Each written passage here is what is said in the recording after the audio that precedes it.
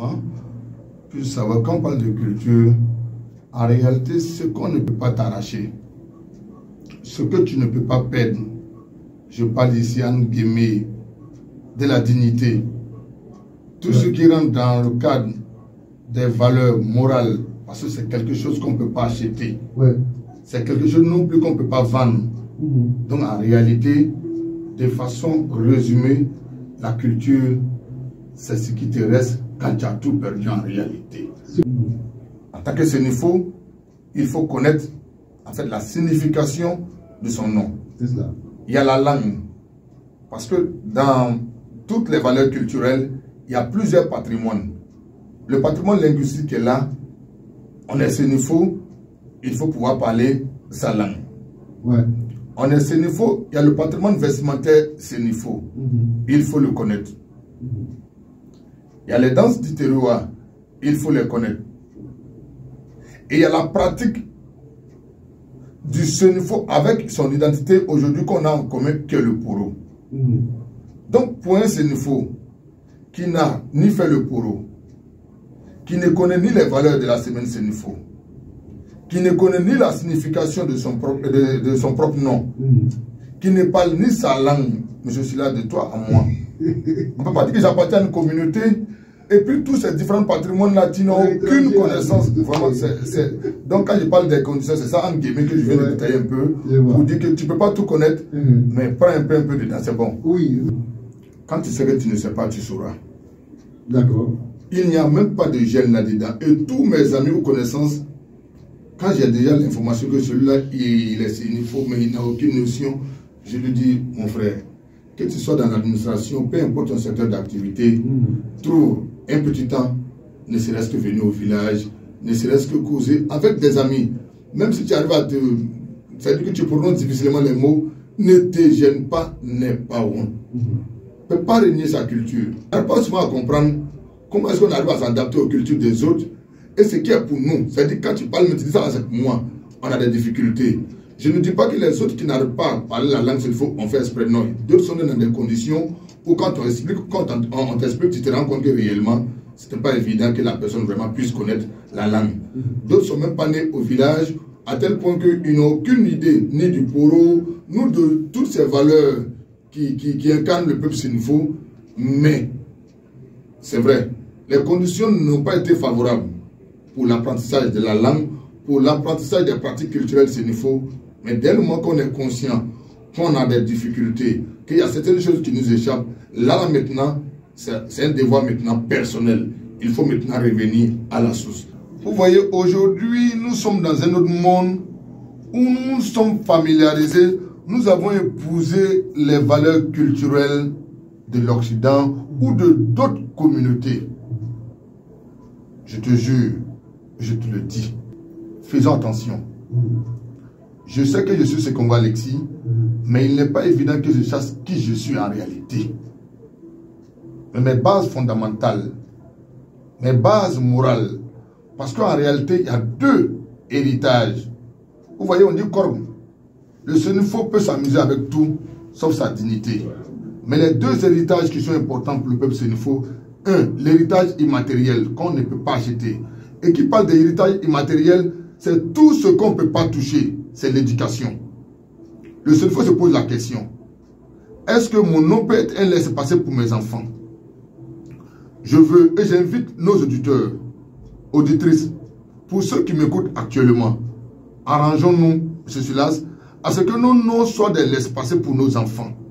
Ça veut dire que l'éducation que nous donnons à nos enfants doit permettre à ces derniers-là d'être d'abord reconnaissants envers nous, qui leur avaient donné la vie, qui ont permis aujourd'hui à ces enfants d'exister et d'être ce qu'ils sont. C'est difficile aujourd'hui pour moi de comprendre qu'un enfant dise à son père, ce que tu me demandes, je ne peux pas le faire.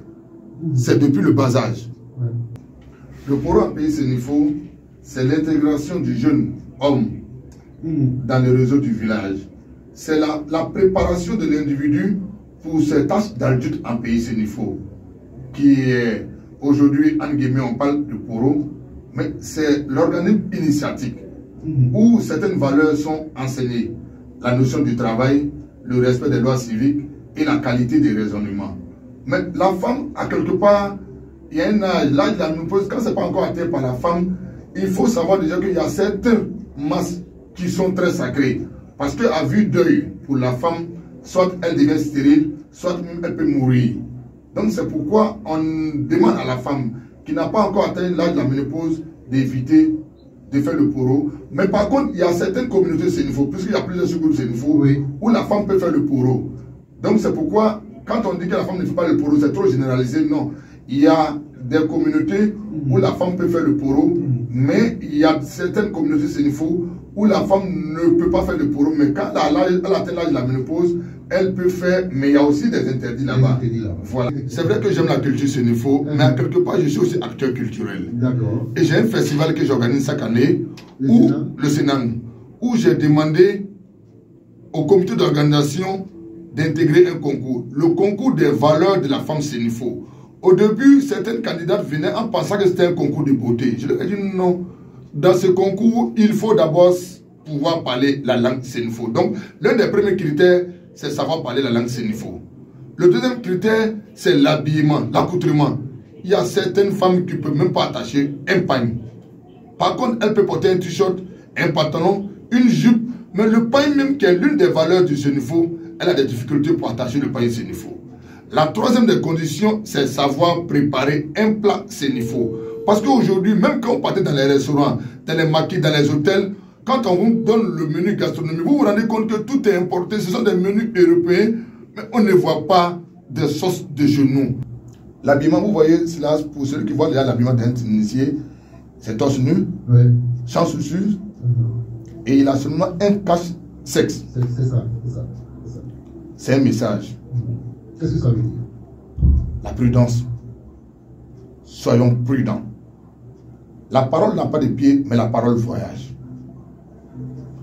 Ce que nous faisons aujourd'hui nous rattrape demain. Le sénifaux, en demandant aux initiés de marcher torse nu, c'est là entre quelqu'un qui porte des chaussures et celui qui marche sans chaussures. Est-ce que les deux individus ont les mêmes manières de marcher? Celui qui n'a pas de chaussures se dit, je peux me blesser s'il marche sans tenir compte, sans faire attention. Par contre, celui qui marche avec les chaussures, c'est dit qu'il est protégé. Ouais. Donc, celui qui n'a pas de protection doit lui-même créer sa propre protection. Doit s'assurer de ce qu'il fait avant de faire. Donc, c'est la prudence dans tout ce que le sénifaux fait. C'est cette communication gestuelle que peut-être les gens n'arrivent pas encore à décoder. Mais quand on est torse nu, et que c'est le cas, le sénifaux te demande, tu peux tout accepter, mais il ne faut pas accepter de bafouer ta dignité.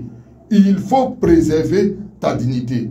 Donc, en demandant à l'individu cet accoutrement, c'est ce message que peut-être beaucoup n'ont pas encore pu décoder, que le sénifaux en réalité véhicule aux initiés. Soyez prudents. Quand on se réfère au Kalao, qui est le gardien du bois sacré, vous voyez son gros bec qui est long, oui, mais c'est fermé. Oui. C'est la prudence dans la parole, la sagesse. Il peut parler. Il peut parler, mais on ne dit pas tout. Ouais. Le gros ventre qui est là, c'est le symbole de la procréation et de la connaissance du sénifaux. Ce qu'on a dans le ventre, on ne dit pas tout. Vous voyez que le gros bec du Kalao est collé sur le ventre. On ne dit pas tout. Ouais. Les pattes dressées, c'est le symbole de l'honnêteté et du sérieux, surtout de la sincérité du sénifaux. Le sénifaux ne ment pas, le sénifaux ne vole pas, le sénifaux est honnête dans tout ce qu'il fait.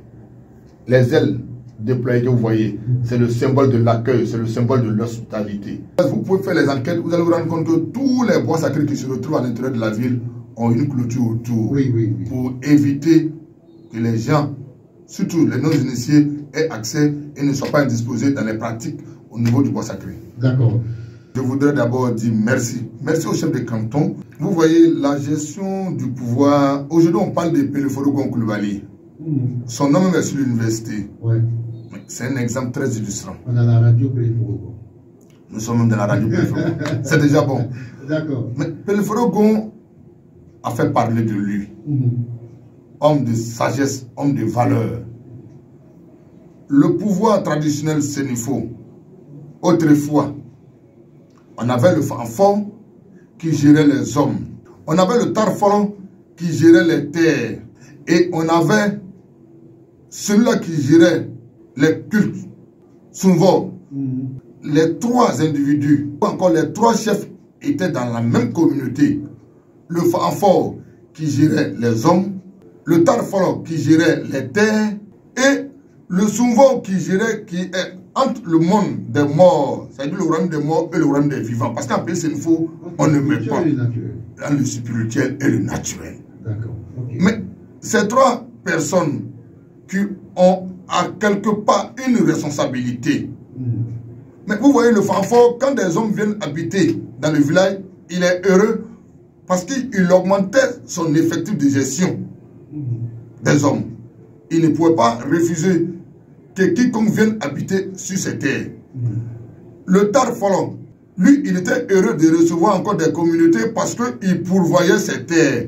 Puisque à la fin des récoltes, il recevait quelque chose. Mais est-ce que celui-là qui gérait le spirituel pouvait accepter? Parce qu'à quelque part, quand un individu vient dans votre communauté, il a aussi sa pratique culturelle. Il peut être croyant à une autre religion qui n'a rien à voir avec vos pratiques culturelles. Par moment, ça n'allait pas. Mais quand Bon Coulibaly Pelifero Bon est venu au pouvoir, il a dit non pour la paix. Pour vivre en harmonie, désormais, il y a un seul qui gère. C'est-à-dire le bois sacré, qui gère les terres et qui gère les hommes. Et désormais, on parle du fanfort qui est en même temps, c'est-à-dire le chef du village. Et désormais, il gère le village, c'est-à-dire il gère les populations, il gère les terres et il gère les cultes. Mais aujourd'hui, nous sommes aujourd'hui dans un monde où, quand ça ne va pas, on se déporte à la justice, à la gendarmerie, pour des problèmes peut-être qui ont un lien avec purement la tradition. Pour des problèmes de terre, comment on peut se convoquer en justice? Pour un truc peut-être que quelqu'un t'a légué. Mais celui qui t'a légué la terre, s'il avait cette manière de fonctionner comme toi, est-ce qu'aujourd'hui tu allais avoir un héritage? Le sénifo a toutes les solutions pour tous les problèmes. La polygamie en pays sénifo n'est pas quelque chose de nouveau. Voir un sénifo marié, 2 femmes, 3 femmes, c'est comme si tu faisais quelque chose qui était déjà là. C'est fait partie de notre culture.